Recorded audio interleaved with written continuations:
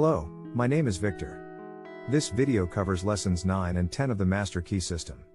I have included a link in the description that you can use to download it for free if you're interested in reading it. This part tells of the fundamental principle, the imperative condition, the immutable law underlying every successful business relation or social condition. It tells of the law by which you may make yourself irresistible, by which you may sweep away every form of discord, inharmony and doubt. It tells the secret of the solution to every problem. It explains that there are only 3 things which all mankind requires for complete happiness and development. It tells what they are and how they may be had. Introduction. In this part you may learn to fashion the tools by which you may build for yourself any condition you desire. If you wish to change conditions, you must change yourself. Your whims, your wishes, your fancies, your ambitions may be thwarted at every step, but your inmost thoughts will find expression just as certainly as the plant springs from the seed. Suppose, then, we desire to change conditions. How are we to bring this about? The reply is simple: by the law of growth. Cause and effect are as absolute and undeviating in the hidden realm of thought as in the world of material things. Hold in mind the condition desired, affirm it as an already existing fact. This indicates the value of a powerful affirmation.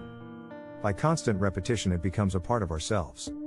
We are actually changing ourselves, we are making ourselves what we want to be. Character is not a thing of chance, but it is the result of continued effort.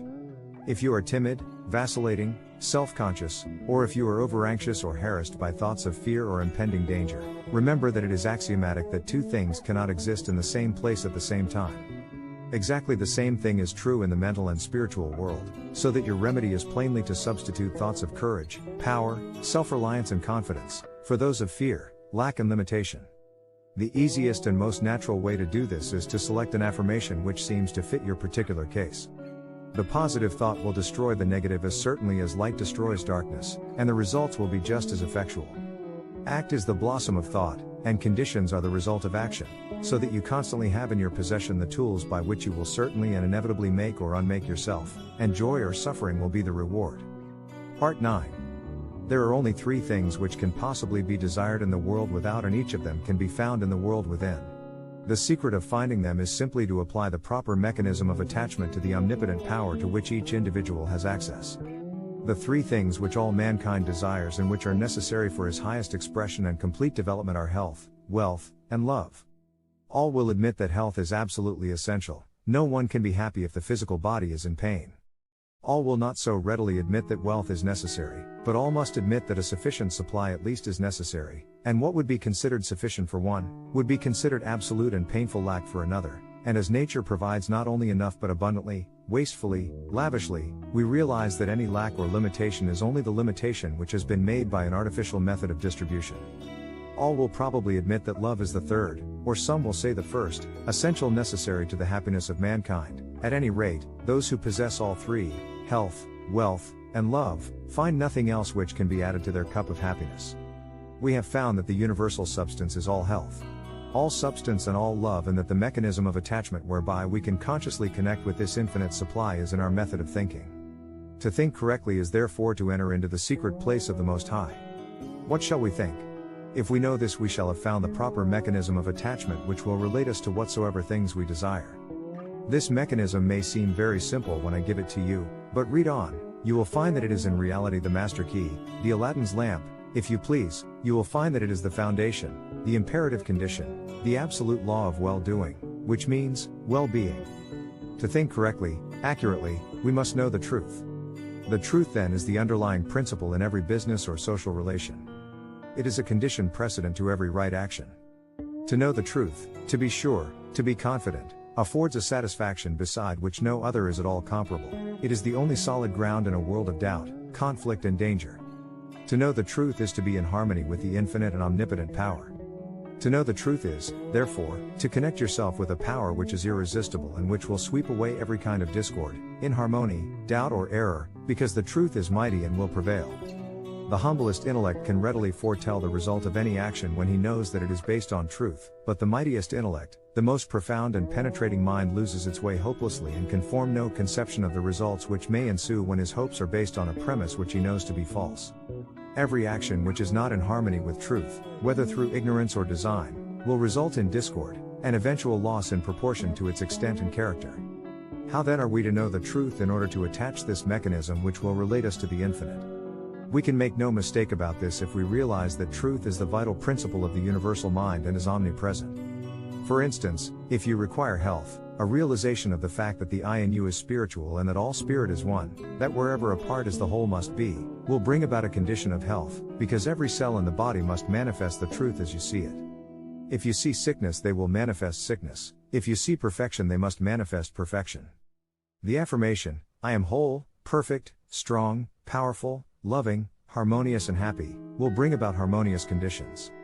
The reason for this is because the affirmation is in strict accordance with the truth, and when truth appears, every form of error or discord must necessarily disappear. You have found that the I is spiritual, it must necessarily then always be no less than perfect.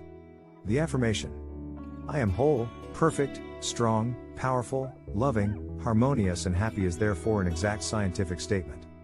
Thought is a spiritual activity and spirit is creative, therefore the result of holding this thought in mind must necessarily bring about conditions in harmony with the thought.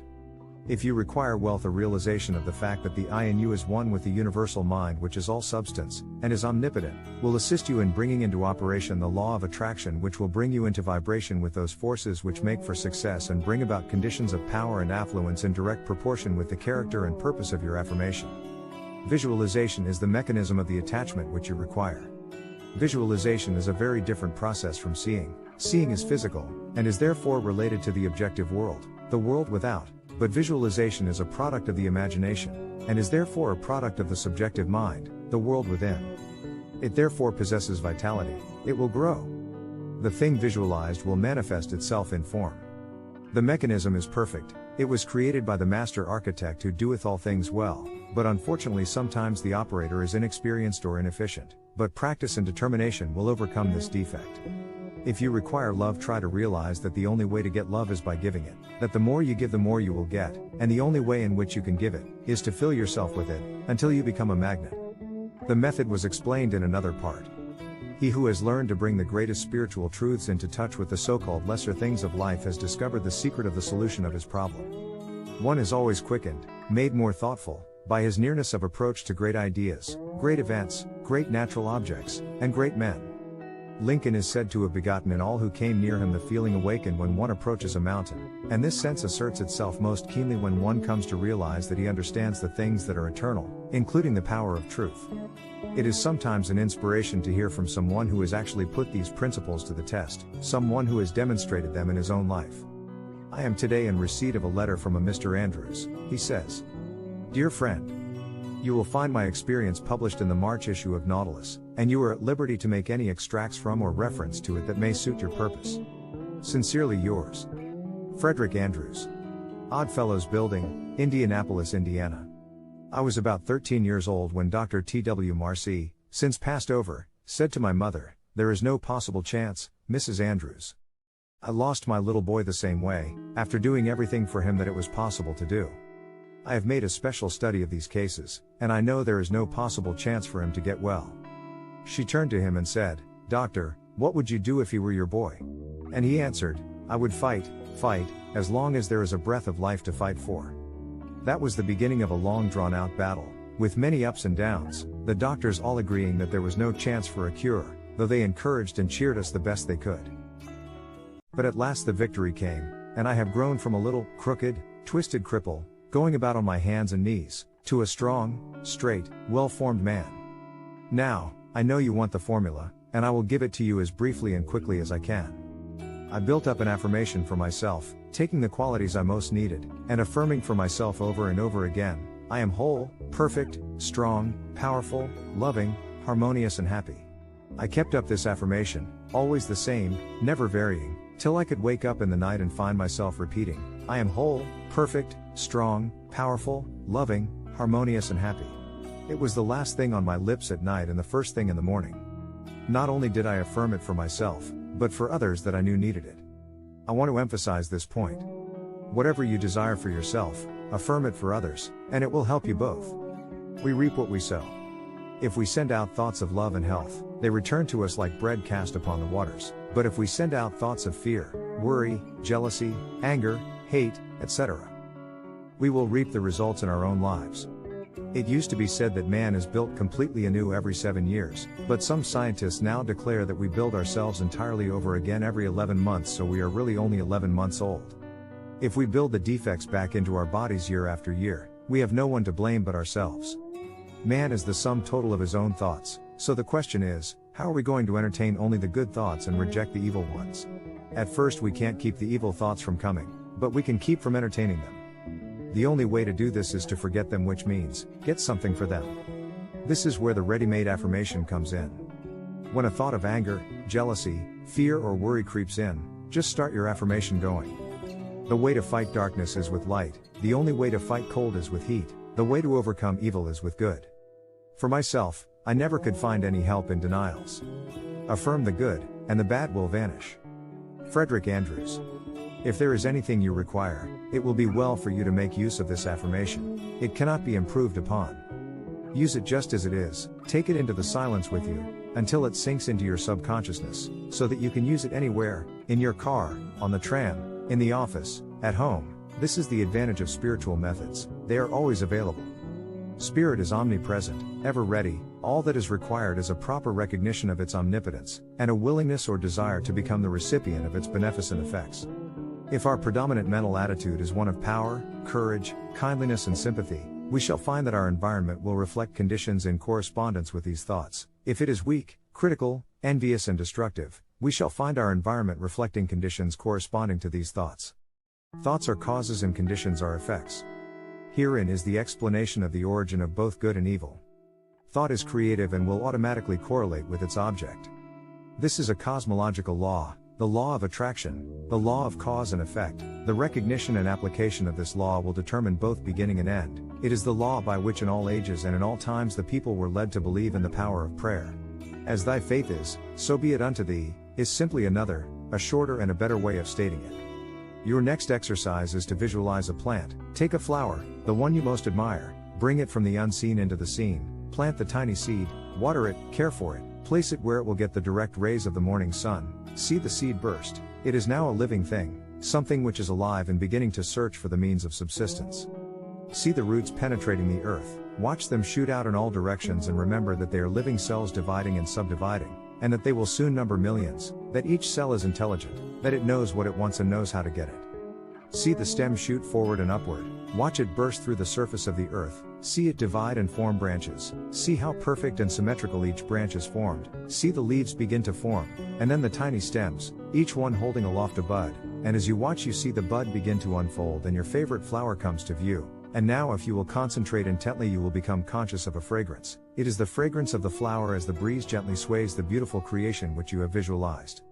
When you are enabled to make your vision clear and complete you will be enabled to enter into the spirit of a thing. It will become very real to you. You will be learning to concentrate and the process is the same, whether you are concentrating on health, a favorite flower, an ideal, a complicated business proposition or any other problem of life.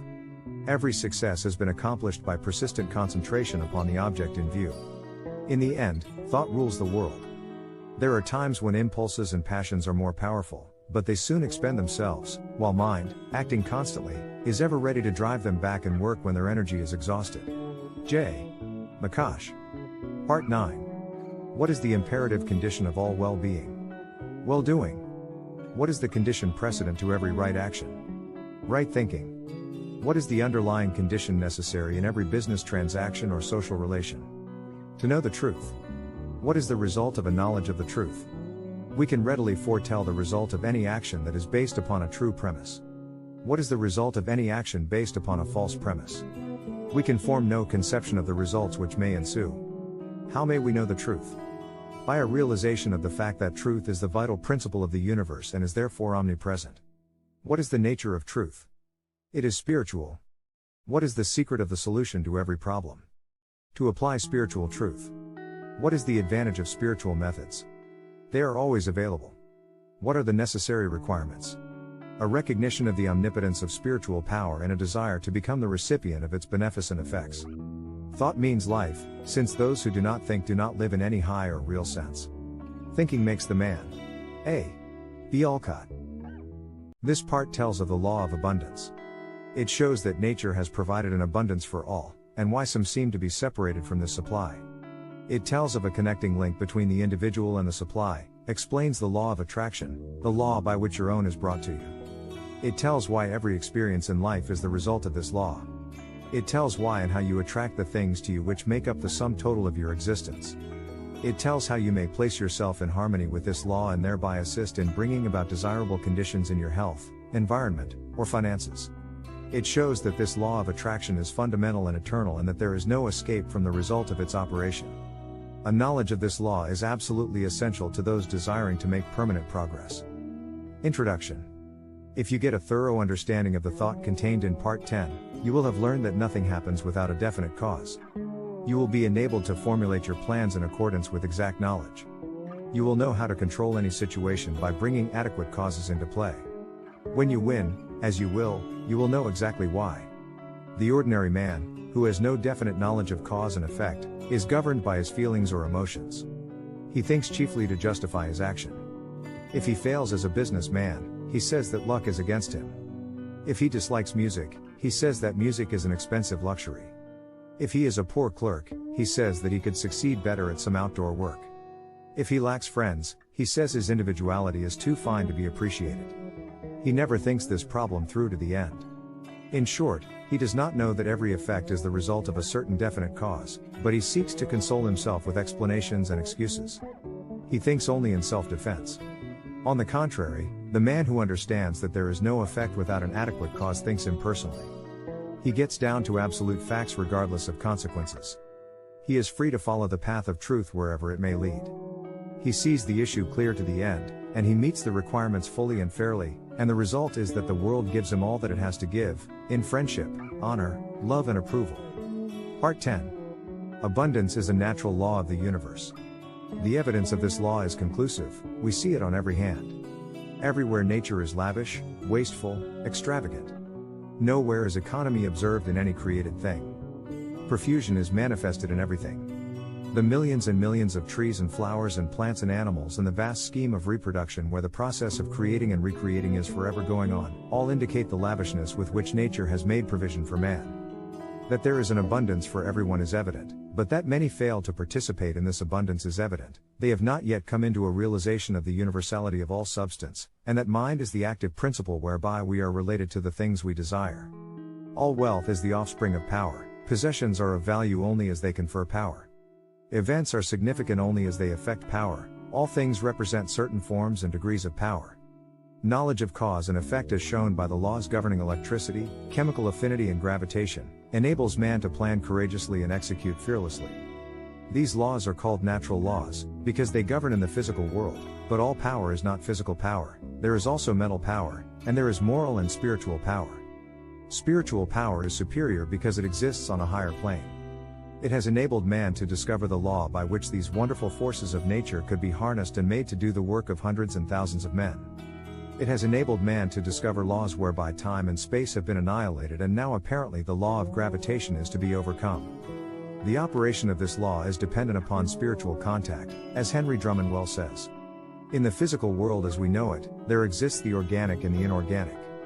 The inorganic or the mineral world is absolutely cut off from the plant or animal world. The passage is hermetically sealed. These barriers have never yet been crossed. No change of substance, no modification of environment, no chemistry, no electricity, no form of energy, no evolution of any kind can ever endow a single atom of the mineral world with the attribute of life. Only by the bending down into this dead world of some living form can those dead atoms be gifted with the properties of vitality. Without this contact with life they remain fixed in the inorganic sphere forever. Huxley says that the doctrine of biogenesis or life only from life is victorious all along the line, and Tyndall is compelled to say, I affirm that no shred of trustworthy evidence exists to prove that life in our day has ever appeared independent of antecedent life. Physical laws may explain the inorganic, biology explains and accounts for the development of the organic, but of the point of contact science is silent. A similar passage exists between the natural world and the spiritual world. This passage is hermetically sealed on the natural side. The door is closed, no man can open it, no organic change, no mental energy, no moral effort, no progress of any kind can enable any human being to enter the spiritual world. But as the plant reaches down into the mineral world and touches it with the mystery of life, so the universal mind reaches down into the human mind and endows it with new, strange, wonderful and even marvelous qualities. All men or women who have ever accomplished anything in the world of industry, commerce or art have accomplished because of this process. Thought is the connecting link between the infinite and the finite, between the universal and the individual. We have seen that there is an impassable barrier between the organic and the inorganic, and that the only way that matter can unfold is to be impregnated with life. As a seed reaches down into the mineral world and begins to unfold and reach out, the dead matter begins to live, 1,000 invisible fingers begin to weave a suitable environment for the new arrival, and as the law of growth begins to take effect, we see the process continue until the lily finally appears, and even Solomon in all his glory was not arrayed like one of these. Even so, a thought is dropped into the invisible substance of the universal mind, that substance from which all things are created, and as it takes root, the law of growth begins to take effect and we find that conditions and environment are but the objective form of our thought. The law is that thought is an active vital form of dynamic energy which has the power to correlate with its object and bring it out of the invisible substance from which all things are created into the visible or objective world. This is the law by which, and through which, all things come into manifestation. It is the master key by which you are admitted into the secret place of the Most High and are given dominion over all things. With an understanding of this law you may decree a thing and it shall be established unto thee. It could not be otherwise. If the soul of the universe as we know it, is the universal spirit, then the universe is simply the condition which the universal spirit has made for itself. We are simply individualized spirit and are creating the conditions for our growth in exactly the same way.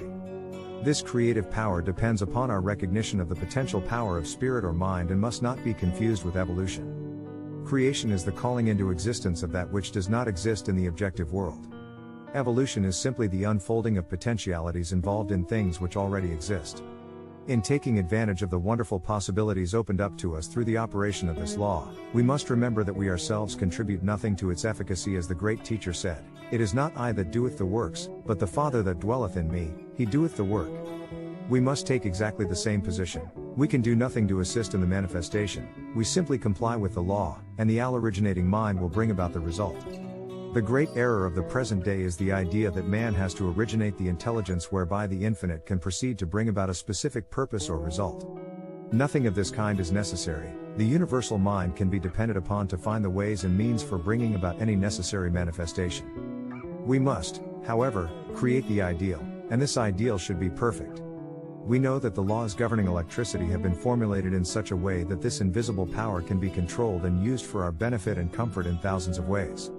We know that messages are carried around the world, that ponderous machinery does its bidding, that it now illuminates practically the whole world, but we know, too, that if we consciously or ignorantly violate its law by touching a live wire, when it is not properly insulated, the result will be unpleasant and possibly disastrous. A lack of understanding of the laws governing in the invisible world has the same result, and many are suffering the consequences all the time. It has been explained that the law of causation depends upon polarity. A circuit must be formed. This circuit cannot be formed unless we operate in harmony with the law. How shall we operate in harmony with the law unless we know what the law is? How shall we know what the law is? By study, by observation.